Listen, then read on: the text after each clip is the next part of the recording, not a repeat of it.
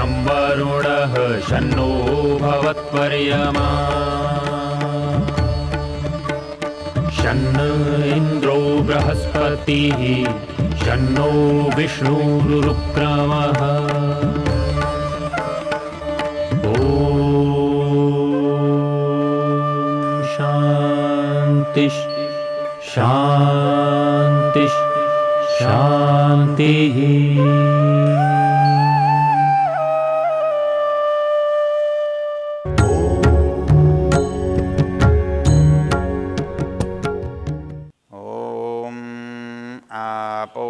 आपोहिष्ठामयो भुवस्तान ऊर्जे दधातन महेरणाय चक्षसे। ओम शांति शांति शांति। हम इस वेद ज्ञान की चर्चा कर रहे हैं और उसमें भी ऋग्वेद के 10वें मंडल का 9वां सूक्त है जिसे हम आपह सूक्त कहते हैं। इसके अंदर 9 मंत्र हैं। इसका देवता त्वष्ट्रा अम्बरीश है, सिंधु द्वीप है, और इसका देवता आपह और छंद गायत्री है। तो जैसे हमने पिछले संदर्भों में देखा है, इन मंत्रों में जल के गुणों के बारे में चर्चा की गई है। मंत्र कहता है आपोहिष्ठा मयो भुवः तान ऊर्जे दधातन। आपह संबोधन है कि ये आपका कैसे हैं, कहते हैं मयो भुवः। संस्कृत में मयः कहती सुख नाम सुपठित, मयः सुख को कहते। नमः शंभवाय च मयस्कराय च, वो परमेश्वर मयस्कर है, मयः सुख है और सुख का करने वाला है, इसलिए मयस्कर है। तो यहाँ कहा है मयो भवाय, वो हम प्राणियों को, हम मनुष्यों को सुख देने वाला है। आपोहिष्ठा मयो भुवः, केवल सुख कैसे देता है, उनसे सुख हमको मिलता कैसे है। कहता है ऊर्जे दधातन, उसके अंदर बल है, अर्थात उसको पाने से, उसको प्राप्त करने से, उसका सेवन करने से हमको बल की प्राप्ति होती है, बल की उपलब्धि है। वो बलों का धारण करने वाला है, बलों का स्वामी है। और वो हमारे अंदर जो कुछ सौंदर्य है, जो कुछ अच्छापन है, जो विशेषता है, उसको वो दृष्टिगत कराने वाला है, वो हमको समर्थ करने वाला है। इसलिए हमारे यहाँ जब सौंदर्य की बात आती है तो कहते हैं बड़ी पानी वाली चीज़ है। कहते हैं इस वस्तु का तो पानी उतर गया है। अर्थात किसी वस्तु में जो कांति होती है, जो चमक होती है, उसका आधार जलीयांश है। तो किसी मनुष्य के अंदर कांति है तो उसके अंदर भी जल का प्रभाव है, जल के गुणों का उसमें स्पष्टीकरण प्रकाश है। इसी तरह किसी वस्तु में यदि सौंदर्य है तो उसमें भी जल तत्व की अधिकता होती है।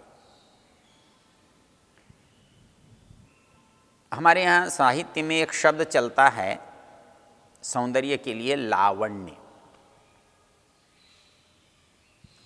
ये जो आकृति है लावण्यमयी है, ये चेहरा बड़ा सुंदर है। सुंदर तो रचना की दृष्टि से है, कांति उसके अंदर विद्यमान चमक की दृष्टि से है। और ये जो लावण्य है, ये उसकी जो तरलता है, सुकुमारता है, उसके लिए है। इसको समझने के लिए हम साहित्य में एक पंक्ति आती है, उसको याद कर सकते हैं। ये लावण्य होता क्या है? वैसे तो लवण से भाव लावण्यम, नमक से चीज बनने वाली जो चीज़ है उसके अंदर लावण्य होना चाहिए, लेकिन यहाँ लावण्य सौंदर्य का बोधक है। ये सौंदर्य का बोधक है तो कैसे इसमें ये लावण्य होता है? इसके लिए संस्कृत में इसकी परिभाषा करते हुए कहा है, मुक्ता फलेषु छायायास तरलत्वम यदंतरा प्रतिभाति यदंगेषु लावण्यम तदिहोच्यते। कहता है कि जैसे मोती होते हैं, जो उत्तम मोती होते हैं उनकी कांति तरल होती है, अर्थात ऐसा लगता है जैसे इसके ऊपर पानी ही तैर रहा है। जैसे कभी कभी हमको दूर की चीज़ों में दिखाई देता है शायद वहाँ पानी है। गर्मियों में जैसे हम देखते हैं कि मृग तृष्णा की पानी की तरह दिखाई देता है, लेकिन यहाँ जो सौंदर्य है वो उसके अंदर जो लालित्य है, उसमें अंदर जो तरलता है वो जल का भान कराती है। वो तरलता जो है मोतियों में उसको पानी कहते हैं। ये मोती बड़े पानीदार हैं, पानी वाले हैं। तो शास्त्र कहता है कि ये जो कांति है यदि किसी के मुख पर है, चेहरे पर है, उसी तरह से इसके अंदर तरलता दिखाई देती है, चमक दिखाई देती है, तो उसे लावण्य कहते हैं। मुक्ता फलेषु छायाया, मोतियों की जो छाया है वो छाया जो है हिलती हुई, चंचल होती हुई, पानी की तरह ऊंची नीची जाती हुई, प्रतिभाति यदंगेषु, वैसी ही छाया यदि अंगों में, शरीर के अवयवों में आपको दिखाई दे तो उसको लावण्य कहते हैं, कांति कहते हैं। ये जो कांति है ये रचना के सौंदर्य से भिन्न है। एक चेहरा सुंदर हो सकता है, आकृति सुंदर हो सकती है बनावट की दृष्टि से, लेकिन उसके अंदर जो आकर्षण है वो आता है कांति से, सौंदर्य से, तरलता से। तो वो तरलता कहाँ से प्राप्त होती है? कहता है कि जल से प्राप्त होती है, जलीय तत्वों से प्राप्त होती है, जलीय अंश से प्राप्त होती है। महे रणाय चक्ष से, कहता है ये चक्षु जो है ना, ये दिखाने का आधार है, इसलिए इसका नाम चक्षु है। ये बोलती हैं, कहती हैं। ये क्रिया कभी कभी साहित्य में बड़ी रोचक प्रभाव पैदा करती हैं। यदि इन आँखों को हम देखने के रूप में जानते हैं, लेकिन साहित्यकार कहता है कि आँखें जो हैं ये पीने का काम करती हैं। नेत्राभ्याम पपौ, उसको वो इतना अच्छा दिखाई दिया, इतना सुंदर लगा कि मान लो उसकी प्यासी जो आँखें हैं उसको देख कर के स्थान पर कहेंगे उसको पी करके तृप्त हो गई। तो ये तृप्ति जो गुण है वो जल का है, और ये जल सूक्ष्म और स्थूल रूप में हमारे पास रहता है। तो ये जो आँखों से पाना है, जब भी हम क्रिया का प्रयोग करेंगे पपौ, पानीयम, पीतम, तो वो जल से जुड़ा हुआ होगा। तो यहाँ पर मंत्र में जो भाग है महेरणाय चक्ष से, महान रमणीयता को प्रदर्शित करने वाला है, महान सौंदर्य को प्रकाशित करने वाला है, महान सौंदर्य का रचना करने वाला है। तो जल जो है, यदि किसी में जल की न्यूनता हो जाए, जल की कमी हो जाए, जलीय अंश घट जाए, तो उसका सौंदर्य शेष नहीं रहता। उसके अंदर आकर्षण नहीं रहता, कांति नहीं रहती। इसलिए वेद कहता है कि हम तेरा उपयोग करते हैं, हम तेरा प्रयोग करते हैं। किस दृष्टि से? महेरणाय चक्षसे, उस महान रमणीयता के लिए। रमणीयता बड़ा रोचक शब्द है। ये रमणीयता होता क्या है? सामान्य रूप से रमणीयता सुंदरता को कहते हैं। सुंदरता क्या वस्तु है? केवल एक विशेष तरह की रचना सुंदरता है? कहता नहीं। कहता है कि जिसके अंदर का जो आकर्षण है, जहाँ समाप्त नहीं होता,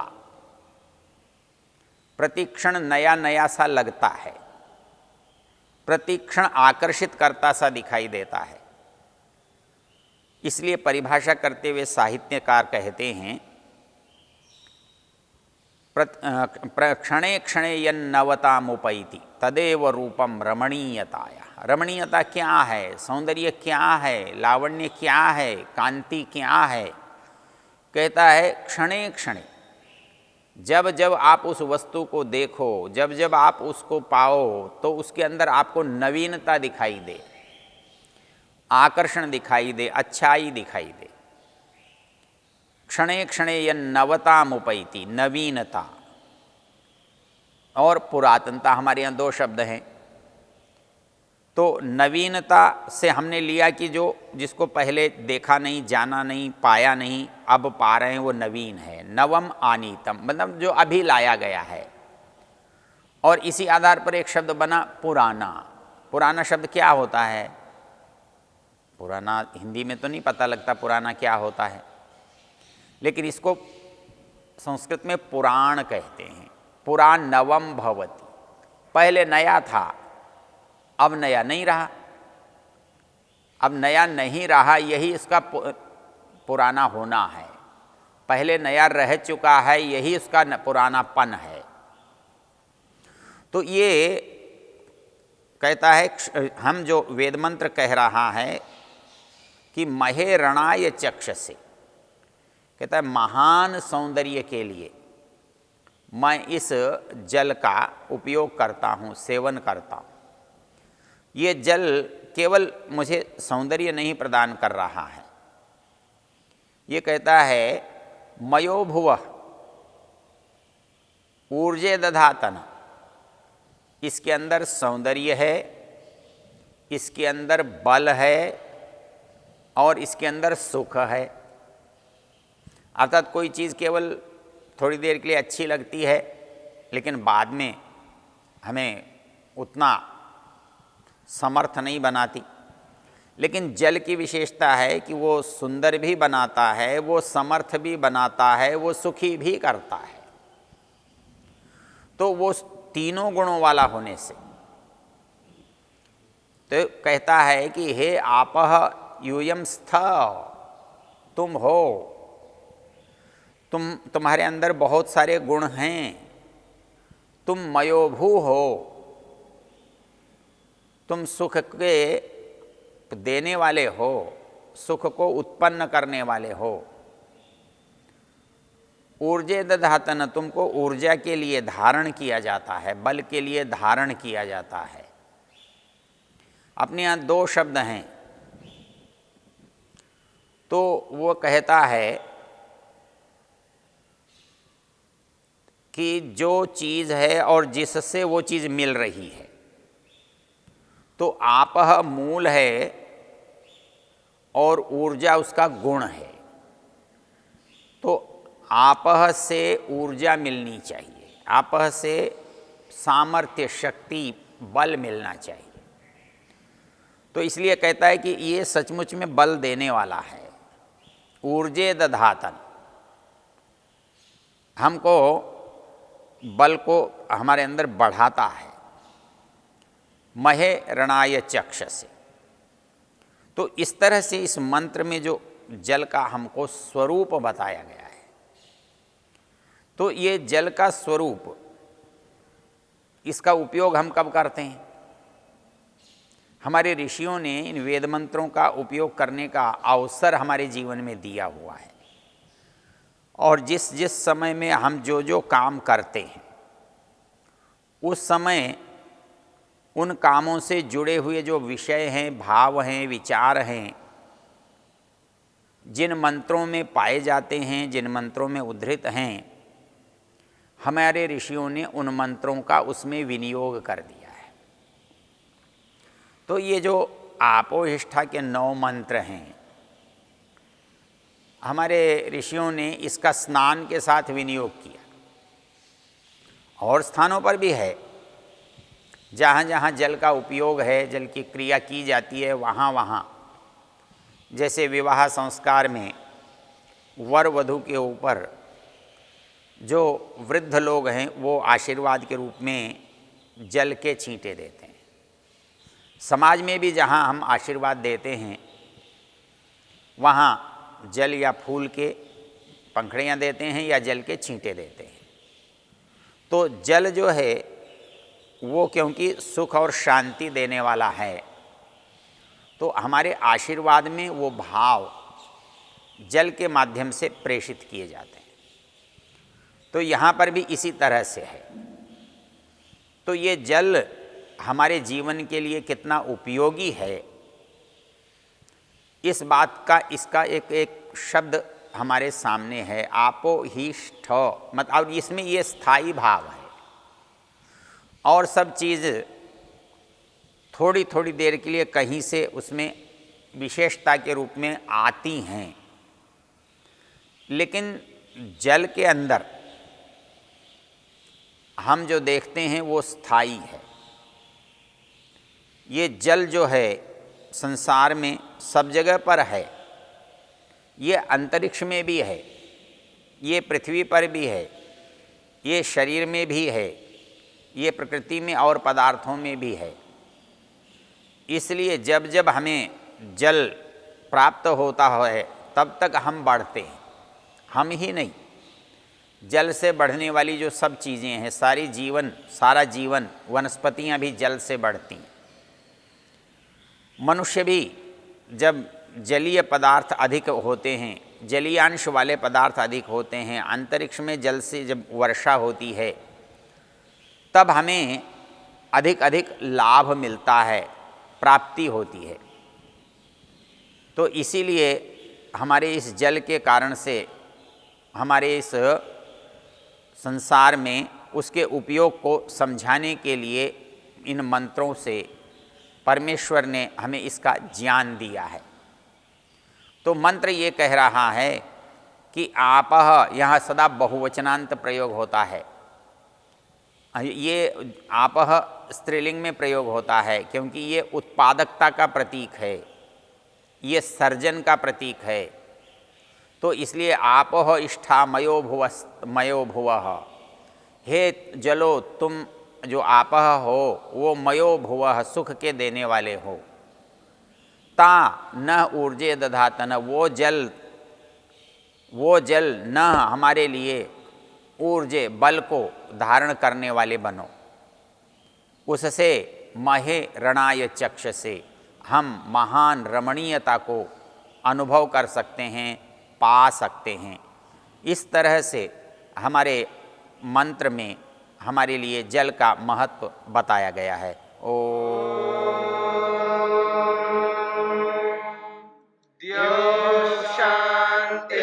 शांतिरंतरिक्षं शांतिर्पृथिवी शांतिरापः शांतिरोषधयः शांतिः वनस्पतयः शांतिर्विश्वे देवा शांतिर्ब्रह्म शांति सर्वं शांति शांतिरेव शांति शांति।